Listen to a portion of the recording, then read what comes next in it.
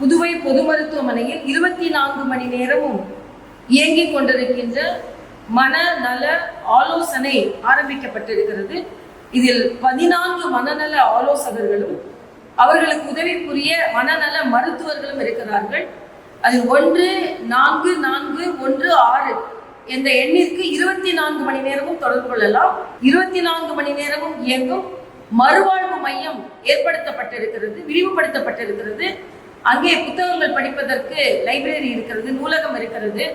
அங்கே குறும்படங்கள், எப்படி போதையிலிருந்து வெளியே வருவது என்பதை தெரிவிப்பதற்கு குறும்படங்கள் போட்டு காண்பிக்கப்படுகிறது, விளையாட்டு இருக்கிறது, ஆலோசனை இருக்கிறது.